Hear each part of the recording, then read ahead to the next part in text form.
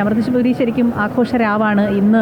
അമൃതപുരിയെ സംബന്ധിച്ച് നാളത്തേക്കുള്ളൊരു കാത്തിരിപ്പാണ് ശരിക്കും. ഇവിടെ ഈ ചുറ്റുപാടുമൊക്കെ ഒത്തിരി പേരിങ്ങനെ നിൽക്കുന്നുണ്ട്. നാളെ രാവിലെ ഒന്ന് ആകാൻ വേണ്ടിയുള്ളൊരു കാത്തിരിപ്പാണ്. ഇപ്പം ഞാൻ നേരത്തെ നമ്മൾ ഇടവേളയ്ക്ക് പോകുന്നതിന് മുമ്പ് സൂചിപ്പിച്ച പോലെ നമുക്കൊപ്പം അതിഥികളുണ്ടല്ലേ ശ്രീജ? നമ്മൾ തീർച്ചയായിട്ടും 4 അതിഥികൾ. സ്വാഭാവികമായും അമ്മയുടെ ഭക്തർന്ന് ഞാൻ പറയുന്നില്ല, കാരണം അമ്മയ്ക്ക് എപ്പോഴും മക്കളാണ് അവരല്ലേ, എല്ലാവരും അമ്മയ്ക്ക് മക്കളാണ്. അങ്ങനെ 4 പേരെ നമുക്ക് കിട്ടിയിട്ടുണ്ട്. നമുക്ക് പേര് ചോദിച്ചു തന്നെ തുടങ്ങാം അല്ലേ? എൻ്റെ പേര് ഗിരിജ. എൻ്റെ പേര് ജിമോൾ. ശോഭ. മായ. അപ്പോൾ ഇവര് അമ്മയുടെ വലിയ ഡിവോട്ടീസാണ്.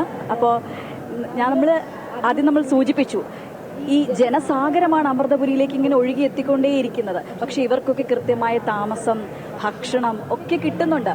മാത്രമല്ല ഇവിടെ ഒട്ടും പൊല്യൂട്ടഡ് അല്ല, എല്ലാം നല്ല ക്ലീനായി കിടക്കുകയാണ്. ഇതിൻ്റെയൊക്കെ പിന്നിൽ മക്കൾ തന്നെയാണ്. അപ്പോൾ അതിന്റെ പ്രതിനിധികളാണ് ഇവർ. അപ്പോൾ നമുക്ക് ഇവരോട് തന്നെ ചോദിക്കാം, എങ്ങനെയാണ് ഇതൊക്കെ സാധിക്കുന്നത്, എന്ത് മാജിക്കാണ് ഇവർ കാണിക്കുന്നത്, നമുക്കൊന്ന് ചോദിച്ചു നോക്കാം. ഇവിടെ അമ്മയുടെ പിറന്നാളിന് എല്ലാ വർഷവും എങ്ങനെയെങ്കിലും ഓടിയെത്താറുണ്ട്. ഞങ്ങളെ സംബന്ധിച്ചിടത്തോളം ഇതൊരു ആഘോഷമാണ്, ഒരു ഉത്സവമാണ്. ഇവിടെ നടക്കുന്നത് ശരിക്കും അത്ഭുതമാണ്, ശരിക്കൊരു മാജിക്ക് തന്നെ പറയാം. അമ്മയുടെ മാത്രം മാജിക്ക്, അമ്മയുടെ കാരുണ്യത്തിന്റെ ഒരു അമൃതവർഷം. പിന്നെ ഇവിടുത്തെ വേസ്റ്റ് മാനേജ്മെന്റ്, എല്ലാ കാര്യങ്ങളും ഒരു പുറത്തുനിന്ന് നോക്കി കാണുമ്പോൾ വളരെ ഒരു അത്ഭുതത്തോടു കൂടെ നോക്കുന്ന ഒരു പ്രതിഭാസമാണ് അമ്മയുടെ പിറന്നാള്. അമ്മയുടെ ഈ 72ാം പിറന്നാളിന് ഞങ്ങളുടെ മക്കൾ വന്നിരിക്കുകയാണ് ഇത് ആഘോഷിക്കാൻ വേണ്ടിയിട്ട്. ശ്രീജ ശരിക്കും സൂചിപ്പിച്ച പോലെ തന്നെ ശരിക്കും ഒരു മാജിക്കൽ വർക്കാണ്. എന്ന് വെച്ചാൽ അങ്ങനെ ഒന്നും എളുപ്പമല്ല. ഇതൊരു ശരിക്കും പറഞ്ഞാൽ സൂചിപ്പിച്ച പോലെ ഒട്ടും എളുപ്പമല്ല. അത് എങ്ങനെയാണ് നിങ്ങൾ സാധ്യമാക്കുന്നത്? സാധ്യമാകുന്ന അമ്മയുടെ കൃപ ഒന്നുകൊണ്ട് മാത്രമാണ്. അമ്മയുടെ മക്കൾ, ലോകത്തെമ്പാടുമുള്ള മക്കൾ ഇവിടെ ഒത്തൊരുമിച്ച്, അത് ജാതിയില്ല, മതമില്ല, ഒന്നുമില്ല. ഇവിടെ എല്ലാം അമ്മേൻ്റെ മക്കൾ മാത്രം, എല്ലാം ഇവിടെ സേവനങ്ങൾ മാത്രം. അതിന് വേറെ ഒരു ഇത് ഞങ്ങൾക്ക് പറയാൻ പറ്റില്ല. ഇന്നത്തെ വർഷങ്ങളായി അമ്മയുടെ കൂടെ തന്നെ ജീവിക്കുമെന്ന് പറയാം.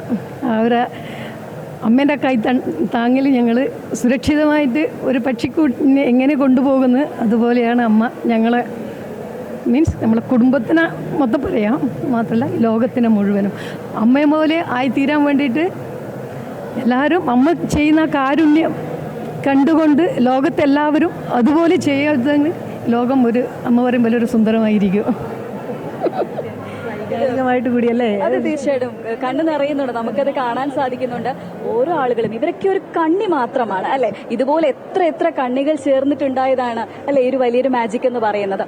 എത്ര വർഷമായി ഈ സേവന രംഗത്തുണ്ട്? എന്തൊക്കെ കാര്യങ്ങളാണ് പൊതുവെ ചെയ്യുന്നത്? ക്ലീനപ്പ് ഡ്രൈവാണ് മെയിനായിട്ടും അമ്മയുടെ കാരുണ്യം കൊണ്ട് ഇവിടെ വൃത്തിയായി നടക്കുന്നത്. എല്ലാ സ്ഥാപനങ്ങളിലും, അമ്മയുടെ എല്ലാ സ്ഥാപനങ്ങളിലും ഇത് നടക്കുന്നുണ്ട്. പ്രത്യേകിച്ചും അമൃതപുരിയിൽ, അതുപോലെ എയിംസിലെ അമ്മയുടെ എല്ലാ സ്ഥാപനങ്ങളിലും ഇത് നല്ലപോലെ തന്നെ നടക്കുന്നുണ്ട്. വളരെ വലിയൊരു സംരംഭമായിട്ടാണ് നമ്മളെല്ലാവരും അതിനെ കാണുന്നത്. എന്നാൽ അമ്മയുടെ കൃപയാണ് എല്ലാത്തിനും പിന്നിൽ, അത്രമാത്രം എനിക്ക് പറയാനുള്ളൂ. എല്ലാവർക്കും പറയാനുള്ള അതാണ്. ഇതിനെല്ലാം കാരണക്കാരി അമ്മ തന്നെയാണ്, ഒരു സംശയമില്ലാത്ത കാര്യമാണ്. അമ്മ നൽകുന്ന ഒരു സന്ദേശം, അമ്മ ജീവിതത്തിലൂടെ നൽകിയ സന്ദേശം, അത് ഇവർ തങ്ങളുടെ ജീവിതത്തിലേക്കും പകർത്തുന്നു അല്ലെ, അത് മറ്റുള്ളവരിലേക്ക് എത്തിക്കുന്നു എന്നുള്ളത് മാത്രം. എന്തായാലും സൂചിപ്പിച്ചാൽ വലിയൊരു നിർവൃതിയാണ് ശരിക്കും. ഒരു വൈകാരികമായി കൂടി അല്ലേ അമ്മ എന്നുള്ളത്, ആ ഒരു സങ്കല്പത്തിനപ്പുറത്തേക്ക് അമ്മയുടെ സേവനം, കാരുണ്യ പ്രവർത്തനങ്ങൾ ഇപ്പോൾ കുറേ വർഷങ്ങളായിട്ട് ഇത് കാണുന്നുണ്ടല്ലോ. അപ്പോൾ എന്ത് മാറ്റമാണ് ഈ വർഷങ്ങൾക്കിടയിൽ ഉണ്ടായിട്ടുള്ളത്? വർഷം തോറും മാറ്റങ്ങൾ സംഭവിക്കുകയാണ്. അമ്മ തന്നെയാണ് എല്ലാം, വേറെ ഒന്നുമില്ല. മുഴുവൻ അമ്മയിൽ തന്നെ എല്ലാവരും അർപ്പിച്ച് ജീവിക്കുന്നു മാത്രമേ എനിക്ക് പറയാനുള്ളൂ.